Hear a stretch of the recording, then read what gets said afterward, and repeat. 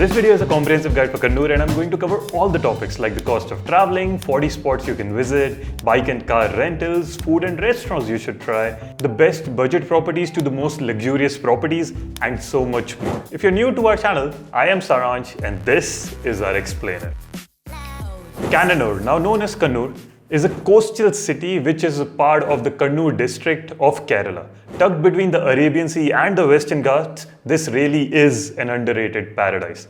Let me show you why. Kannur is quite accessible in general. It has both a railway station as well as an airport with connectivity to most major cities. If by chance you're not finding direct trains or flights to Kannur, then you can try reaching Kozhikode and then take a 3-hour bus to Kannur. If you're in South India and prefer to travel by bus, then Kannur is well connected to most of the major South Indian cities like Mangalore, Bangalore, Coimbatore and Kochi. Before I get into the thick of things, one quick request. 97% of viewership on our channel comes from people who haven't subscribed yet. So if you find value in this guide and would like to see more of such videos, then consider subscribing to our channel. Now back to the video. So what is the best time to visit Kannur?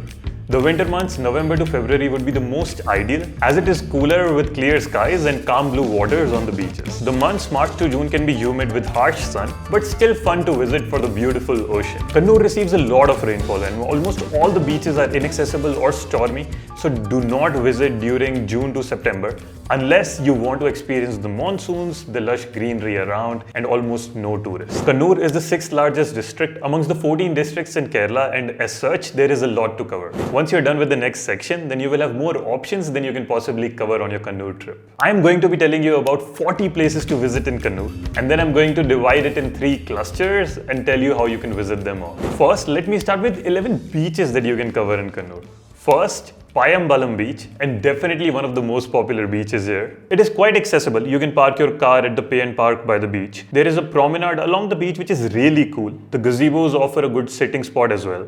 You are bound to have a good swim and a sunset at the beach. The beach looks good at night as well. Do note when it comes to water sports on this beach or any other beach on the list, it depends on the season. They're generally around during year end and the summer vacations. Next, Erimala or Chutar beach. It has quite the infrastructure. The entry ticket for the beach is Rs 30 per person. There is a play park for children. The beach itself is clean. The trees give it a good vibe as well. On the other side of the beach is a backwater where they do offer boating at Rs 60 and kayaking at Rs 150. Third, Mudapelanga Drive-In Beach where you can actually drive your car on the beach, which is cool. The entry fee for a car is Rs 40 and the beach has a decent bit of infrastructure as well to enjoy. Also, this is the largest drive-in beach in Asia. When we went, it was so much fun. The best part is that the beach is clean despite being open for cars. If you want to know more about this beach, then go to our Instagram page and do check out our reel. Fourth, Beach. This is an offbeat beach. There is not much infrastructure on the beach, which in turn attracts fewer people and you get a peaceful beach all to yourself. I personally loved it. There's a small cabin by the beach that majorly offers non-veg options. The remaining 7 beaches are along the same coast. Some have decent bit of infrastructure, others do not. I would still recommend that you stick to the 4 that I've mentioned above. However, if you find yourself in a situation when there is too much crowd on these beaches, then the other options might come in quite handy. I'm not going into too much detail, but I have laid these 7 beaches on the screen. Also note that for ease of reference, I have pinned all of these spots on the map.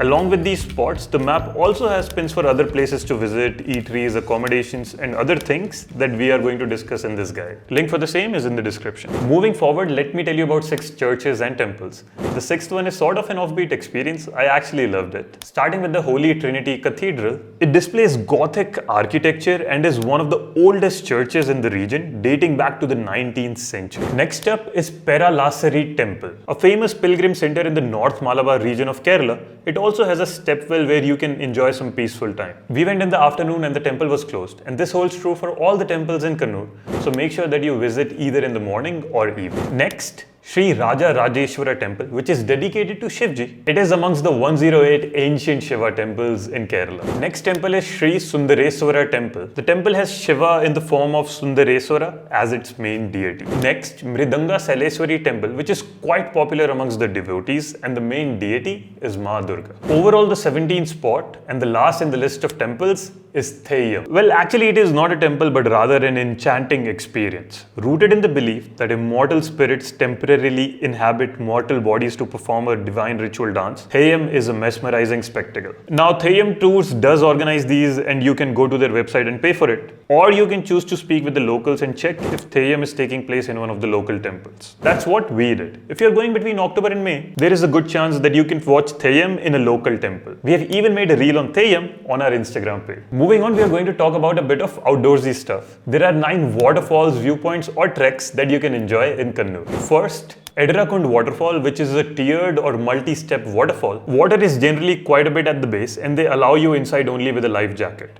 There is a separation, so if you are just guys, you can go in the pool above. If there are girls in your group, then you can swim at the base below. There are changing rooms as well near the waterfall. The entry is ₹50 per person. Note that you will have to hike 15 minutes to get to the falls. Alternatively, you can hire a jeep from the Edrakund waterfall's ticket counter. Next is Alakapuri waterfall. It is relatively less visited waterfall. The entry ticket is ₹50 per person. Post monsoons, the water is at whole another level in the fall. 20th spot in Kannur, Kunji Paramba cave. This is a good experience where you get to go inside an actual cave. And 5 minutes into the cave, you see a spot that has the perfect sunlight seeping in and it does give you an otherworldly feel. Perfect for a photo op. We personally loved it. However, an earnest request that you take care, do not litter around and be a responsible tourist. Next is Madai Para. It is an open meadow. It is as beautiful as it can get with all the flowers. We went in winters and it was more of a Rang De Basanti vibe. Next up, Kannur Lighthouse. It is the first ever lighthouse in Kerala. Entry ticket is ₹20 per person. From the lighthouse, you get a beautiful bird's eye view of the Kannur city, the coastline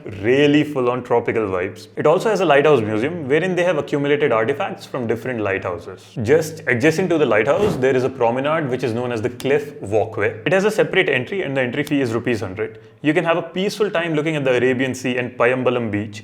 It also has a small play area for children and serves snacks too. Next, Mapilla Bay. It is actually a fishing harbour. It has this walkway which can be a really good sunset point. Next up is Palakkayam Thattu. We have this on our itinerary but couldn't make it because of bad weather. But on days when the weather is with you, this spot can really offer you some amazing 360-degree views. Entry fee is ₹35 per person and you have to hike the last 400 meters. If you do not want to hike, then you can take a jeep for about ₹700 per vehicle. 26th on the list, Paithalmala Trek. Paithalmala is the highest point in Kannur. It is positioned as such that you have Kannur on one side and Coorg on the other side of the hill. This was another spot that we couldn't make on our trip. To reach the top, you have to trek a bit, which can take you about 2 hours on one side. The best way to trek up the hill is by starting your trek from the Paithalmala ticket counter in Pottenplav village. Entry fee is ₹60 per person and ₹150 for camera.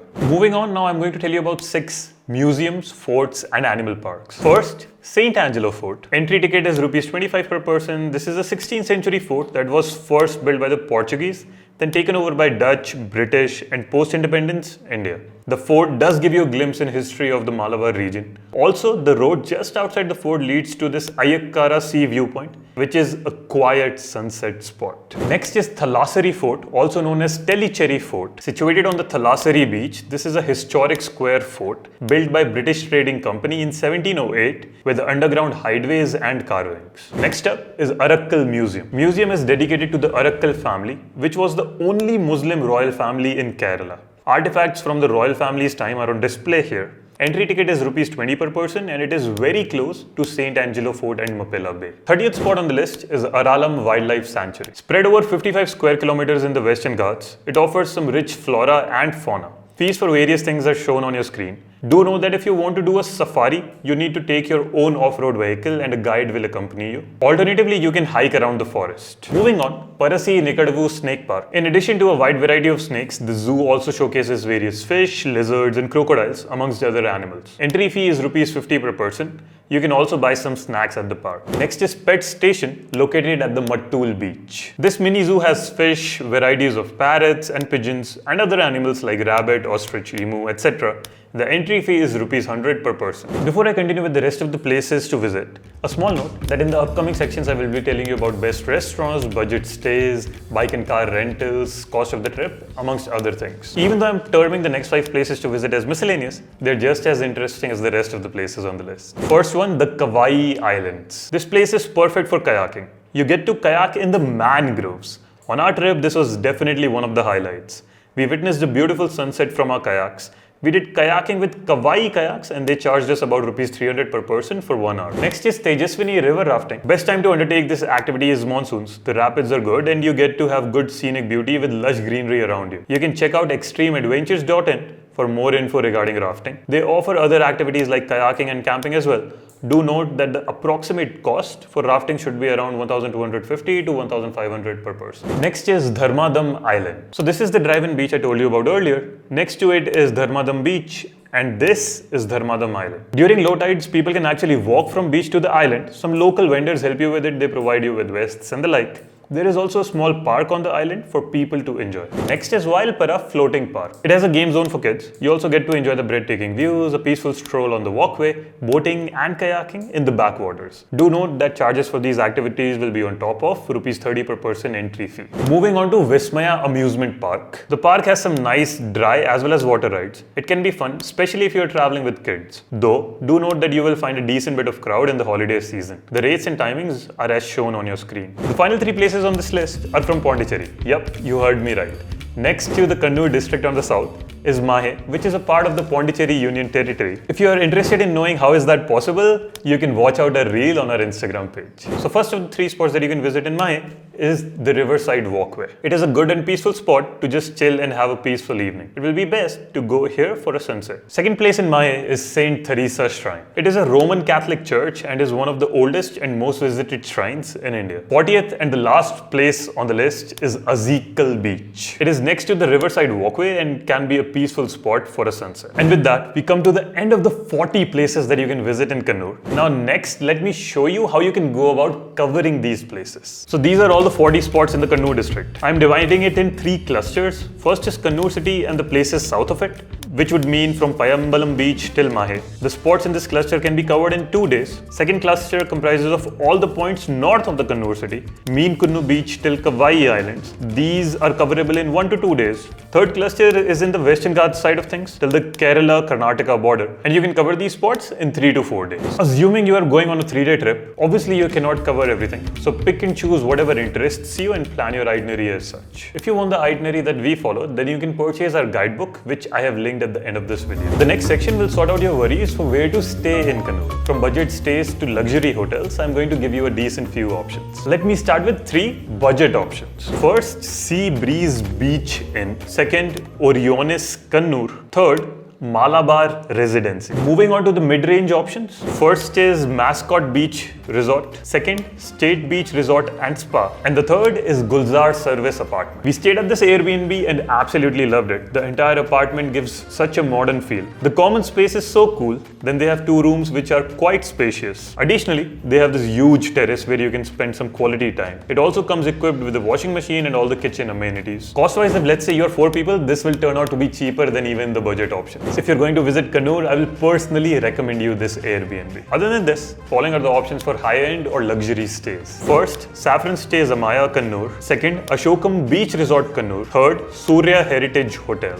Detailed guides such as this one takes a lot of time and effort on our end, and I'm sure it saves a lot of time on your end. If it does, and if you're in a position to, then please do consider making a small contribution to our channel. You can do so by clicking on the thanks button right below this video. Thank you so much for your support. Now moving on to the good places to eat in Kannur. Sure, you can always choose to eat at the property you are staying at, but if you do decide to go out, then Kannur has some really good options. If you want to have meals by the beach, then we like 2 options from our trip. Bay 4 Beachfront Restaurant for North Indian cuisine and Club Suleimani for continental cuisine. If you want multi-cuisine restaurant in the city, then you can try MVK Travelers Restaurant or Randhal Restaurant. Ajwa Restaurant is famous for its lagoon chicken and beef thalasari dum biryani, and Hotel Odin's is famous for its fish fry and meals. In general, ambience-wise, Wild Cafe was the best. We really enjoyed it. If you want to go absolutely local, you can try Unithan Bharti for its authentic Kerala-style breakfast option. Well, all of this is applicable when you are in and around the Kannur city. When you go away, then you will most likely be eating at the local shops or the restaurants or dhabas that you find along the way. However, if you choose to eat in the town of Thalassery, Thalassery,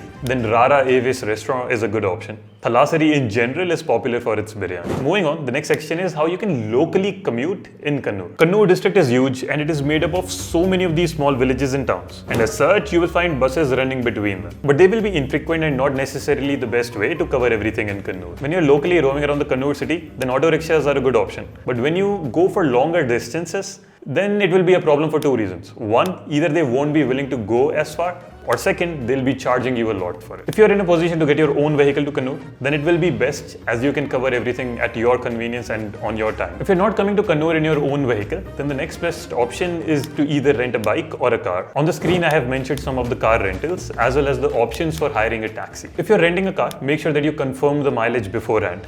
We had rented an Ertiga for 5 days from Phoenix Reality and they had promised us a mileage of 14. It came out to be 10, which increased our costs a decent bit because of fuel. So make sure that you're already aware of that and you've spoken about it beforehand with the owner. As for renting a bike, I could only find one reliable option in Kannur, Safeco Car and Bike Rentals. They do offer free delivery as well at the railway station. Also do note that renting a vehicle, either car or bike, would mean that you need to provide a copy of your DL as well as a deposit. Next up, the section that you've been waiting for, the budget for a Kannur trip. Kannur is quite a pocket-friendly place. However, your budget would still depend on your preferences for travel, food, stay and the like. Assuming there are two of you traveling together, you reach Kannur by train and then commute locally using a car. Your trip is for 2 nights, 3 days. You stay in a budget hotel and you eat 3 meals a day and don't go overboard. All the spots have a nominal entrance fee and the total for 2 people will not be more than 500. Factoring in miscellaneous expenses of rupees 750 per person, then for 2 people, 2 nights and 3 days, you're looking at an approximate budget of 18k, which would come out to 9,000 per person. Just a note, if you're able to get your own vehicle or rent a bike instead of a car, your budget will do quite better. We also have an offline digital ebook version of this video with some additional sections like illustrated maps and pre-built day-wise itineraries. The guidebook also provides you with quick access to things to do, nearby recommended restaurants,